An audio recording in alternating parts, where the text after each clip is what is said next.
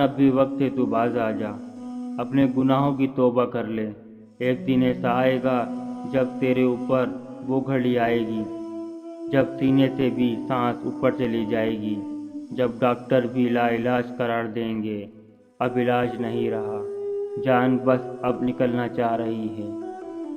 اب گھر والے روتے روتے کہیں گے کہ کوئی جھاڑ پھونک والا ہو یا کوئی دم والا، کوئی اس کو دم کرے تو اس کی جان میں جان آ جائے۔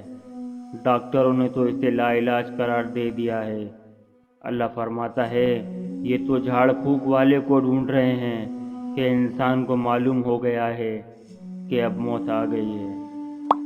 انسان اب تو بچ نہیں پائے گا۔ اللہ منظر بیان کرتا ہے، اے انسان یہ وقت آنے والا ہے جب دونوں انگوٹھے باندھ دیے جائیں گے،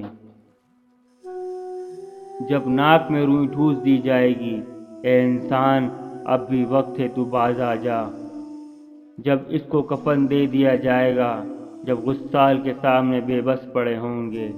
یہ محل، یہ کوٹھیاں، بنگلے جس کو صبح و شام حلال حرام کی تمیز کیے بغیر بنایا تھا، ایک رات بھی تجھے اس گھر کے اندر نہیں رکھیں گے۔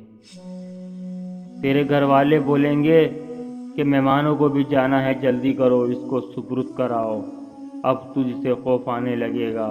اے انسان اب بھی وقت ہے تو باز آ جا، وہ تو تیرا لباس بھی پھاڑ کے اتاریں گے، غسل دینے کے لیے آمادہ نہیں ہوں گے، تجھے غسل دینے کے لیے کسی اور کو بلوائیں گے۔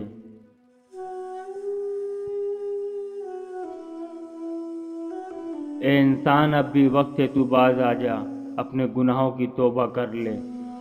ایک وقت ایسا تھا، اللہ فرماتا ہے، اے بندے، کل تو مفتی شہر تھا، کل تو قاضی القضات تھا، کل تو منسٹر تھا، کل تو وزیر اعظم تھا، کل تو پہلوان تھا، کل تو شہزادہ تھا، کل تو بادشاہ تھا، کل تو شیروں کو نچا لیتا تھا، کل تو ہاتھیوں کو بٹھا لیتا تھا۔ اب کہاں گئی یہ سب تیری طاقت؟ ابھی بھی وقت ہے تو باز آ جا، اپنے گناہوں کی توبہ کر لے۔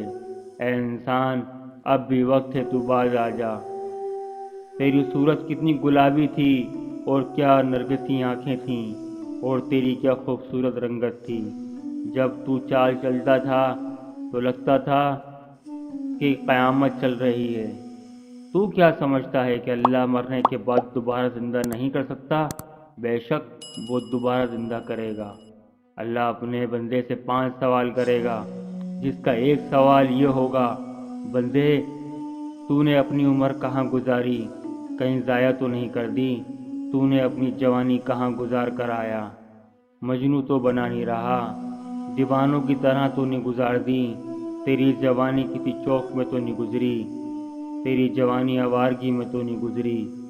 ساری ساری رات سوشل میڈیا کے اوپر گندگی اور غلاظت تو نہیں دیکھتا رہا؟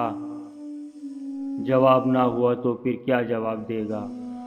اور وہ کتنا خوش نصیب ہوگا جو کہے گا، مالک میری جوانی سجدوں میں گزری، قیام میں گزری، میری جوانی رکوع میں گزری، میری جوانی تیرے حبیب رسول اللہ صلی اللہ علیہ وآلہ وسلم کے سنتوں کے مطابق گزری۔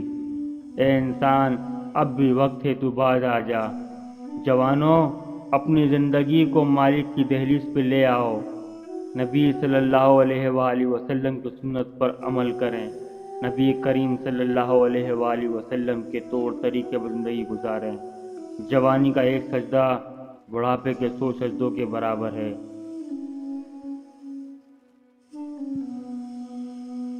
لہٰذا 5 وقت کی نمازوں کی پابندی کریں اور دوسروں کو بھی دعوت دیں۔ اللہ پاک تمام مسلمانوں کو اپنے عذاب سے بچا۔ اللہ آپ کو اور مجھ کو نبی کریم صلی اللہ علیہ وآلہ وسلم کی سنت پر عمل کرنے والا بنا، تاکہ ہماری دنیا و آخرت دونوں بہتر ہو سکیں۔